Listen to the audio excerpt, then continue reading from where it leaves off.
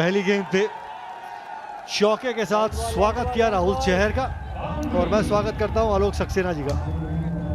बहुत बहुत धन्यवाद निखिल। बहुत ही जबरदस्त मुकाबला इस वक्त चलता हुआ सवाई मानसिंह स्टेडियम जयपुर पर पटी soldiers Sikar versus Jodhpur Sunrisers का, जहां जोधपुर सनराइजर्स ने टॉस जीतकर पहले गेंदबाजी करने का निर्णय लिया।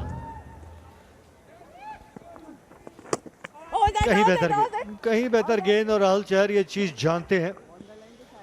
ये लाइन और लेंथ से स्पेल की शुरुआत करनी थी, इंटरेस्टिंग रहेगा।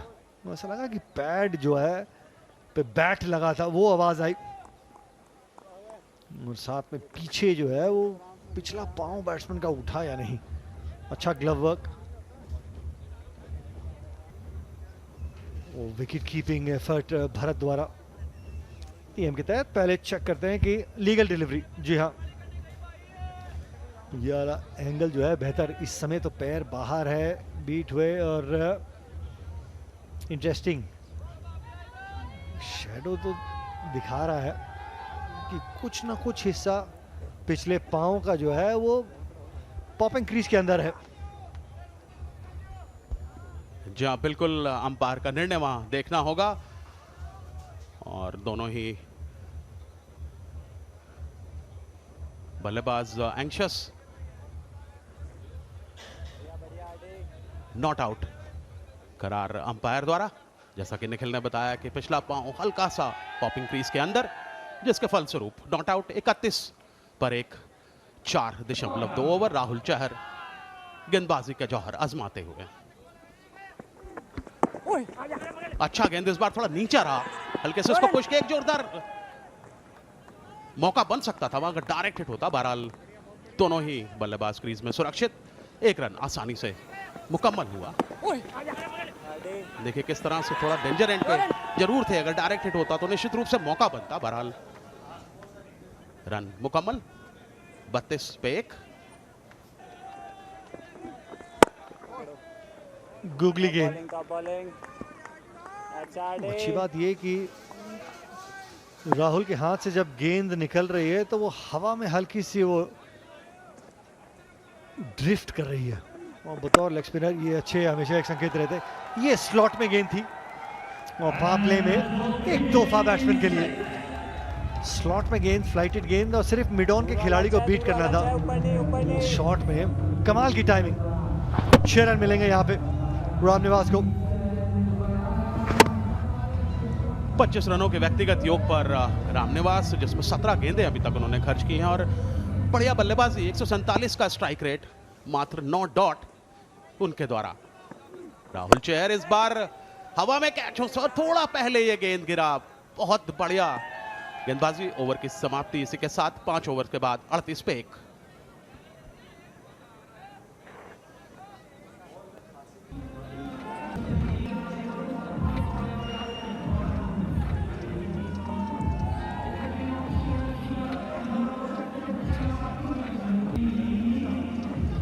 दिए। मजे की बात यह कि 12 में से वो 8 डॉट बॉल्स डाली थी संग्राम ने, और उसी के चलते वो दबाव बना, वो अच्छी विकेट मिली थी। गेंदबाजी में बदलाव। Shubham Sharma left arm spin. चौथा मुकाबला खेल रहे हैं अब तक। 2 विकेट, इकॉनमी 7 की। बेस्ट परफॉर्मेंस, 1 विकेट 31 रन देके। पापले का ये अंतिम ओवर। लॉन्ग ऑफ और डीप मिड विकेट। 2 खिलाड़ी 30 यार्ड के दायरे के बाहर।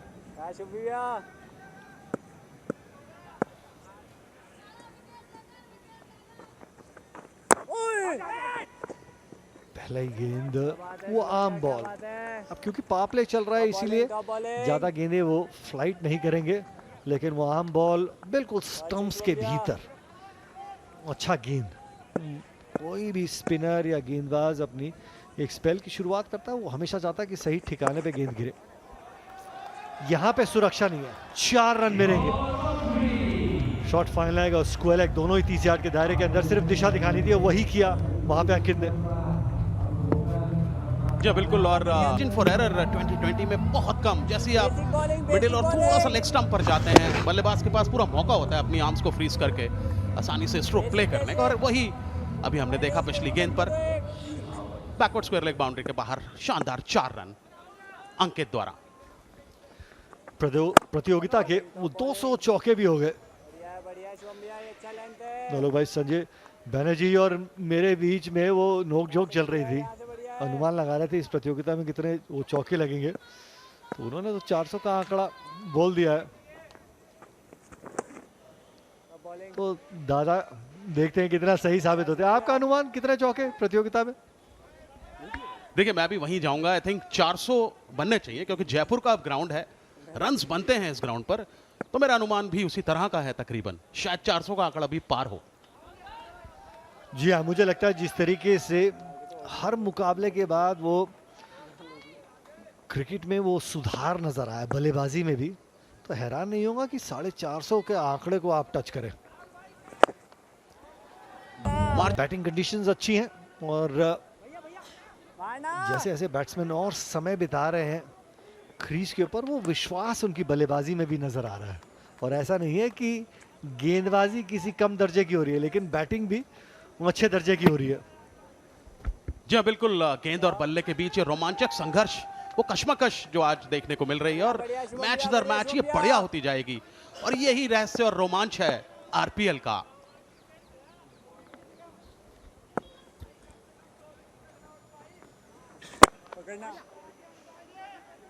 सिंगल, अच्छा पावर प्ले, ये 45 पे 1, 6 के बाद।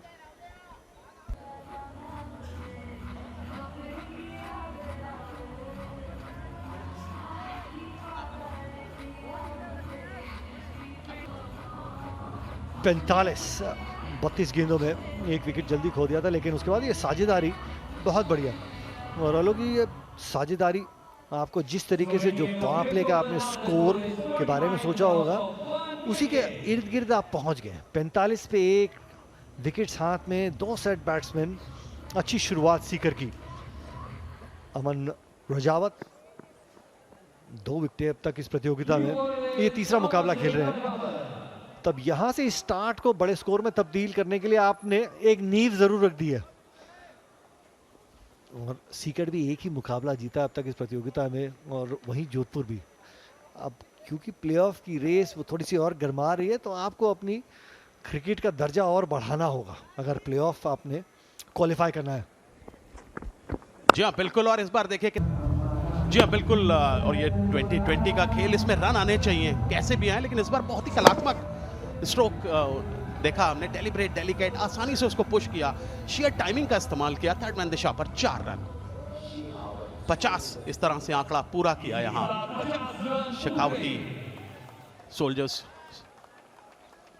सीकर 1 विकेट, 7वां ओवर पारी का प्रगति पर।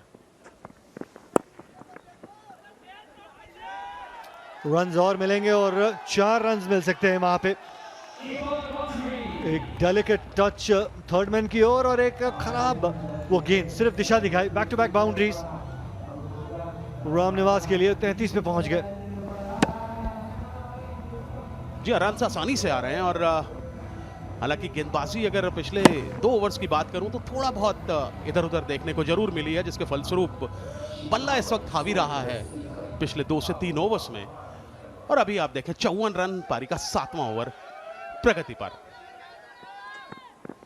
और इस बार ये अच्छा गेंद ऑफ स्टंप की लाइन के थोड़ा सा बाहर, थोड़ा नीचा भी रहा, पूरी तरह से चुके वहां रामनिवास, समझ नहीं पाए उस गेंद को। Dot ball. रजावत जिस तरीके की जो फील्ड भी सजाई हुई है, third man final leg 30 yard के दायरे के अंदर, deep square leg, deep mid wicket, long on, long off और स्वीपर कवर, तो सोच यही कि स्टंप्स के भीतर ही आप गेंद डाल सकते हैं, क्योंकि जब जब आप दिशा देंगे तो फिर आपको वहां पे वो खामियाजा भुगतना पड़ेगा। इस ओवर का ये तीसरा चौका 58 पे।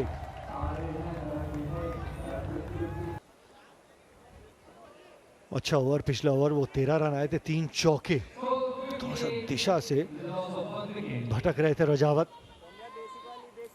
यहां से ये महत्वपूर्ण एक स्पेल रहता है गेम का। 20 ओवर पावर प्ले के बाद जब 7 से 15 ओवर के खेल में अगर सेट बैट्समैन रहते हैं कि किस रन रेट से आप रन बनाते हैं, वो एक अच्छा स्कोर पे आप पहुंच सकते हैं। और वहीं पे विकेट्स चाहिए होंगी। राहुल चहर ये चीज़ जानते हैं। पिछला मुकाबला बहुत करीबी मुकाबला, वो हारे थे। अंतिम गेंद पे 6 रन चाहिए थे, लेकिन पुष्पेंद्र की वो सटीक यॉर्कर जोधपुर वो मुकाबला नहीं जीत पाई थी। और पिछले मुकाबले में भी कोटा को 70 पे 5 कर लिया था। फिर पुष्पेंद्र और दीपक हुडा के बीच में एक वो 90 रनों की साझेदारी रही थी 200 के स्ट्राइक रेट से। तो शुरुआत में विकेट चटका लिए थे, लेकिन वही बीच के फेज में बहुत ज्यादा रन दे दिए थे।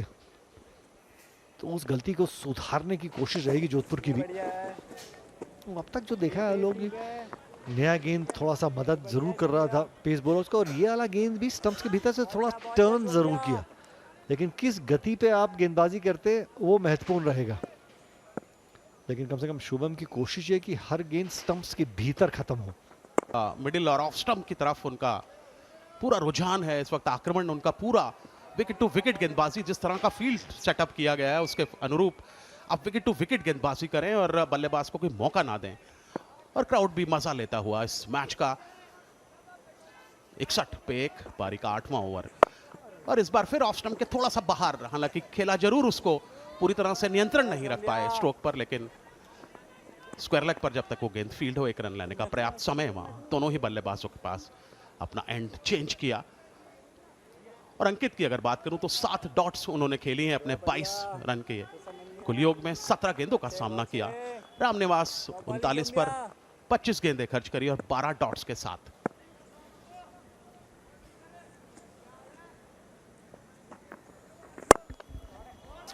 गैप में और 4 रन मिलेंगे। ऑफ स्टंप पे वो फ्लाइटेड गेंद और हाथ खोलने का मौका मिला वहां पे। विश्वास भरा वो चौका अंकित द्वारा। जी हाँ, जब इस तरह का स्ट्रोक आप खेलते हैं तो आपके आत्मविश्वास में बहुत ज्यादा वृद्धि होती है। देखिए किस तरह से बढ़िया स्ट्रोक, दर्शनीय, सीधा सीमा रेखा के बाहर 4 रन।